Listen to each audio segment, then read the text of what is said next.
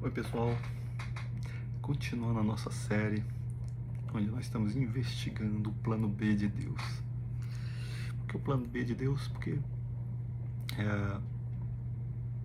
a, a presciência de Deus em relação às besteiras que a casa de Israel faria,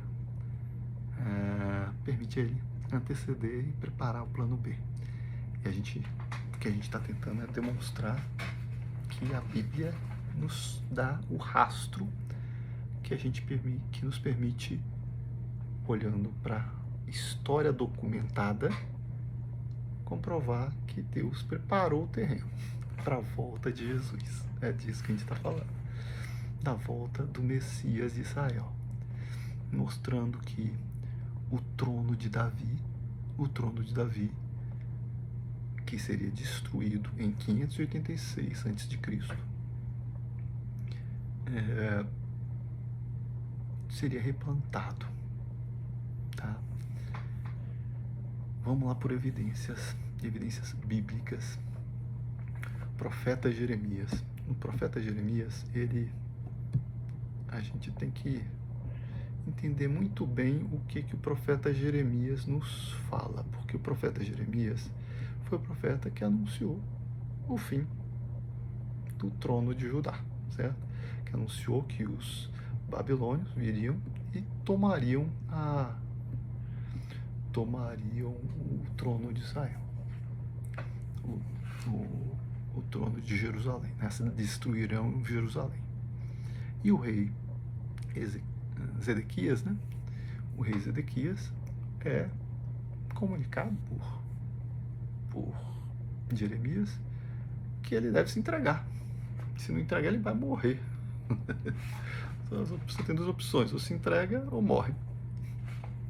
Essa foi a mensagem do profeta Jeremias para o rei Zedequias, rei de Judá, descendente de Davi, o único reino de Israel ainda existente, porque o reino do norte já tinha sido tomado pelos assírios. Bom, a Bíblia vai contar no livro de Jeremias que a Babilônia vem, toma Zedequias, não o mata, cega e mata seus filhos. Quando ela diz que mata seus filhos, o raciocínio imediato, natural, acabou a descendência de Davi, né? A linhagem natural de Davi ali, certo? Pode buscar tios, primos e reconstituir. Pode. Mas, né, a descendência real naquele instante está sendo interrompida. Tem alguma informação mais? Todos os filhos de Zedequias morreram? Não. O próprio livro de Jeremias, logo na sequência, vai mostrar Jeremias no Egito com as filhas do rei Zedequias. Opa! Então as princesas, né? As princesas herdeiras do trono de Israel, estão com Jeremias no Egito. Está lá no livro de Jeremias. Bom, então o treino pode recomeçar. Mas Deus prometeu recomeçar? Sim. Se você olhar no detalhezinho da profecia de Jeremias, Deus não está dizendo que vai só destruir. Ele está dizendo que vai destruir, né? Vai uproot, vai tirar pela raiz e que vai replantar. Usa a linguagem até de uma plantinha, né? Você arranca pela raiz a plantinha e replanta lá no lugar. Então, essa é a mensagem que Jeremias comunica profeticamente, que Deus está retirando pela raiz o trono e que vai replantar. Eu já passei com vocês o Salmo 88 e o Salmo 89, que de certa forma são proféticos para isso, certo? Ou seja, mostram a presciência de Deus, mostram os antecedentes de Deus, consciência disso. Os filhos de Zerá, consciência disso. Ou seja, o fundador de Troia, Dardan, era irmão de quem escreveu o Salmo 88 e o Salmo 89. Então, se eles tinham a presciência, o irmão deles vai lá e funda Dardan. Ou seja, dois se tornam profetas e vão fazer os salmos, e o terceiro vai executar um plano. Vai para um lugar distante, vai plantar nova cidade israelita, de um neto de Judá, que viria a ser Troia, que vai ter uma proeminência na história depois gigantesca. Por que proeminência na história? Porque a gente vai ver que, a gente falou no vídeo passado, que as casas reais, as monarquias reais europeias, são todas penduradas no trono de Troia, vindo de Dara. Então, é isso. Vamos lá para eu não perder o fio da meada. No vídeo passado a gente fez o elozinho com os hititas, a gente postou bastante evidência. A gente mostrou que a gente ia avançar em relação às monarquias reais europeias. Mas antes de ir lá, eu estou tentando solidificar então um pouco mais essa passagem. O que acontece assim que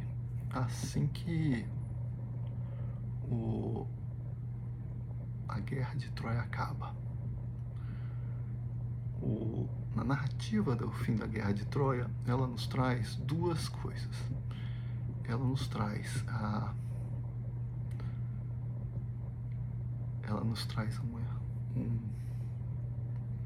uma história de Enéas, que vai dar origem a uma descendência ela que vai terminar numa história que também enfia um deus e tentam embaçar para o nascimento de Rômulo e Remo, que vão dar origem a Roma.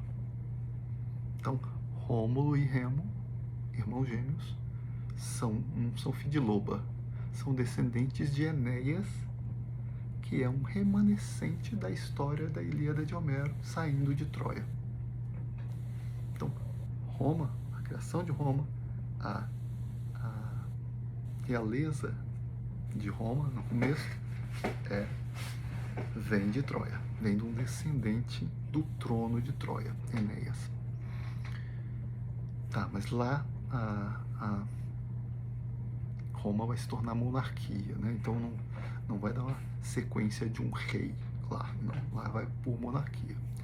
Lá o que vai acontecer é que o Rômulo e Remo vão sequestrar as Sabinas, vai ter o rapto das Sabinas, certo? Que é extremamente similar à situação do rapto de Helena em Troia, certo? Então, se você olhar, é claramente uma repetição da história. Ou seja, em Troia o príncipe troiano rouba Helena dos gregos, rapta Helena dos gregos, se casa com ela, e ela fica por lá, ela não quer voltar para o marido anterior, grego, e isso causa uma guerra. E aqui em Rômulo e Remo, eles raptam as Sabinas, e quando a tribo dos Sabinos chegam, as Sabinas também apaziguam tudo e não querem deixar de ficar com Rômulo e Remo, ou seja, com Rômulo, né?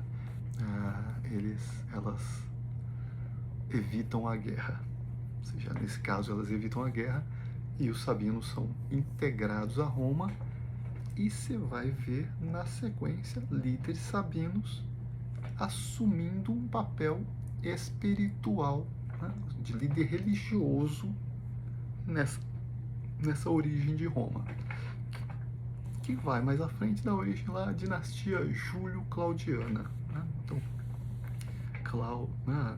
dinastia Júlio-Claudiana, acho que, se não me engano, Cláudio Cláudio seria manco, né? O nome Cláudio, romano, né? O nome romano da dinastia Claudiana viria Cláudio, que significa manco, que viria daquela história de Judá, da briga com Deus, e que Judá passou a ser manquitola. Esses são os causos que mostram que os sabinos têm também origem israelita. Mas vou deixar um pouquinho de lado. Esse veio ali dos italianos, porque ali virou uma república, mas vem de Enéas, que vem do trono de Troia também. Mas vamos à frente. As dinastias, as monarquias reais, né? Falei de monarquias reais, que estão sustentadas, penduradas na história de Troia. Eu estou só puxando aqui o meu texto, mas eu vou citar para vocês quais são as monarquias e quais são os textos que mostram. Vamos lá. Os escandinavos. A gente tem um texto que é a Ynglinga Saga, né? A história é a Ynglinga Saga. O texto é a Heimskringla, escrito por Snorri no século XIII, onde ele, usando do everemismo, certo? Identificando que as origens nórdicas que se referem a Odin como deus são míticas, né? Que Odin é um ser humano real, aponta que Odin seria da dinastia de Troia. E dessa dinastia, né, que eles teriam feito uma migração, assim que terminou Troia, para a Escandinávia. Essa é a primeira narrativa de migração de Troia para abrir as casas europeias. Essa é a primeira. Ou seja, Odin, uma personagem humana, não Deus, veio e inaugurou, digamos assim, as casas nórdicas, as monarquias nórdicas. Então, aí os reis dinamarqueses, suecos e noruegueses, todos têm origem na mesma história. Ou seja, estão pendurados como sequência dinástica, né? Ou seja, sequência de linhagem familiar, desde a história antiga, nessa história de um tal de deus grego, deus Odin, que na verdade é um Odin descendente de Troia. Isso são os nórdicos, né? Dos nórdicos, os nórdicos estão numa gigantesca ilha no mar, certo? Desceram um grupo de reis nórdicos que inauguraram uma dinastia de reis godos. Godos são aqueles que dão origem à cultura gótica, né? A gente conhece mais pelo gótico, os godos. Os godos depois eles seriam separados em ostrogodos e são dois tipos de godos, ostrogodos e visigodos. Esses reinos são a origem do rei. O primeiro rei godo veio da dinastia nórdica, ou seja, da dinastia norueguesa. Ou seja, então é um ramo vindo dos reis noruegueses. Esses reis vão se expandir ali e vão se juntar com outros reis, né, na Europa, na constituição dos reinados alemão, o reinado francês, né, e estão se juntando com outro grupo que eu vou narrar agora, que são os celtas. Os celtas, a origem deles ela é narrada também vinculando a Troia, no Lebor Gabalaeren.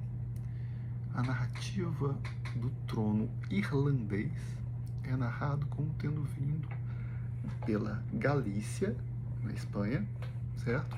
E da Galícia, Milispain seria a pessoa que trouxe, né, o primeiro que trouxe o reino irlandês, ou seja, o rei que chegou à Irlanda, vindo de uma migração de Troia. Uma sequência migrando também lá de Troia. Desculpa, agora deu branco se eles migraram de Troia ou se a gente identifica eles diretamente de Israel. Bom, é um épicozinho de migração muito grande Mas ou é Troia ou é Israel. Dei dúvida agora nos irlandeses. Os escoceses, a escota, se olhar na nossa Bíblia, tem um nome de uma escota lá nos descendentes iniciais de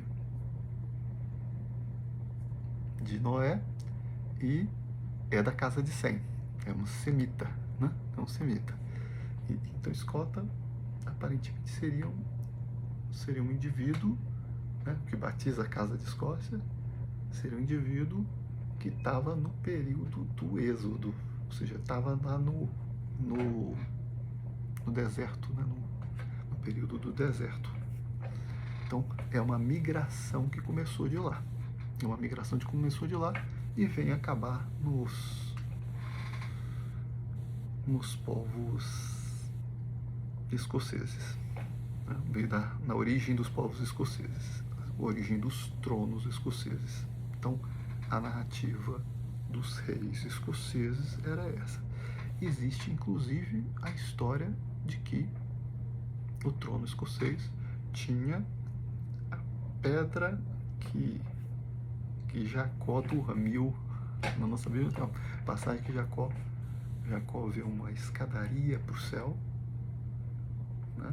Tem um sonho, ele está dormindo num local onde a única coisa que ele tem é uma pedra, bota a pedra de travesseiro. Aquela pedra que ele bota de travesseiro, ela seria uma pedra que foi levada para a Escócia e que fica embaixo do trono real. Essas são as histórias que contam e solidificam a história do trono escocês, trono irlandês. Aí eles se uniram ali, e hoje em dia até se uniram com o trono britão. Mas tem uma briga de posse daqui e de lá, mas todos eles narram sua história, sua origem, a partir de personagens da Casa de Israel. Os britânicos, o primeiro rei britânico seria Brutus, né? O Geoffrey de Monmouth, na História Régia Britânica, no século XIII, que documentou toda a casa britânica antiga, traça toda a linhagem até Brutus, que seria o primeiro rei, que é filho de um rei troiano. Brutus, filho de um rei troiano, depois da guerra, vem para a migração até chegar às Ilhas Britânicas, é o primeiro rei bretão, né, que no final das contas se junta com os anglos. Os anglos têm origem céltica, os irlandeses, escoceses, e consolidam a casa. Mas todos eles, a justificativa dessas monarquias na história é Troia ou Israel. Ou é Troia ou é Israel. Não tem outro caminho para se tornar um rei sustentável, digamos assim. Então, quem está passando? Todos, ou seja, irlandeses, parceiros britânicos, os escoceses, escandinavos, os godos, que dão origem aos alemães, que dão origem aos francos, os celtas, a mesma coisa, né? Tem os celtas são que dão origem aos irlandeses e também, né, misturam com os godos, né, na formação dos povos germânicos ali. Então, e francos também, germânicos e francos, e aí chegam à Espanha. Já tardiamente vai formar a Casa de Espanha, que é a única coisa que tinha antes desses celtas, né, eles chamam de ibericeltas. A única coisa que tinha antes deles são os fenícios, que também são navegadores vindos lá do tempo em que a Fenícia estava unida à Casa de Israel. Então, a Península Ibérica também, a origem dela é toda celta, numa parte, com os seus reis vindo dessa dinastia na história de Troia, ou de Israel, no caso é Troia, e é isso, fechei o círculo. Fechei o círculo. Bom, o que eu tinha dito é que a gente está investigando um plano B de Deus. eu falei do trono de Davi, né? E aí depois do trono de Davi a gente veio para Darda, Troia, e agora mostrei que todas as monarquias reais europeias estão penduradas na história de Troia ou de Israel. Quando eu associo Troia a Israel, Darda a um neto de Judá, eu digo que eles estão todos pendurados em Israel, estão todos pendurados a Judá, né? Porque na verdade na casa de Israel eles vão estar pendurados a uma descendência de reis que é da casa de Judá também, né? Que é o trono davídico. Bom, são todos tronos descendentes da casa de Judá. Ou seja, na verdade, Deus tem plano B, C, D. Ali na Europa está cheio de plano dele para cumprir a promessa. Porque esse povo fica querendo matar meus reis. Tá bom. Deus espalhou, garantiu vários tronozinhos ali. Tá redeado. Deus se redeou da gente. Esse povo ruim que fica tentando acabar com os reis dele.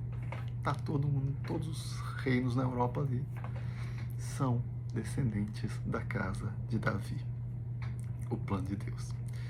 Bom, e o Messias nessa história? É o rei dos reis, certo? Por isso que Jesus é anunciado como rei dos reis. Porque os reis já estão todos lá. Da casa de Davi já estão todos apontados. Agora o que falta é o rei dos reis.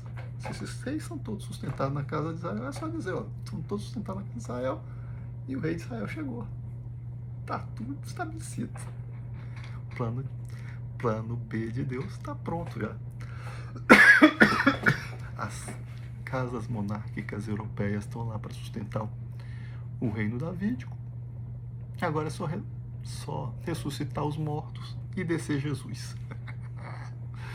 Tá aí, o plano B de Deus.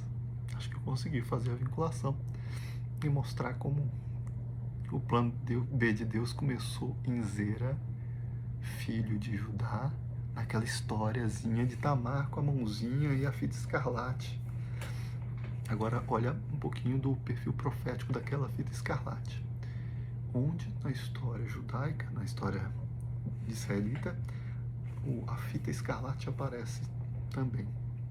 Aparece quando ela bota um bode, né, com uma fitinha vermelha e manda pro deserto, para Azazel. Se o bode volta com a fita branca, purificada, né, mostrando que a fita escarlate se transforma em branco, simbolizando a purificação, né, dos pecados. Então, Zera vem com a fita escarlate, e Jesus vai purificar. Jesus é quem vai purificar e transformar essa fitinha de Zera em uma fitinha branquinha, purinha. É só esse passozinho final que nosso Deus está esperando para fazer. Bom, eu lembrei a parte que eu pulei. A parte que eu pulei, que eu tive dificuldade de ver aqui, e aí eu não achei, eu segui no vídeo. O que eu pulei foi a sequência das filhas de Jeremias. As filhas de Jeremias, não, as filhas de Zedequias que estavam com Jeremias.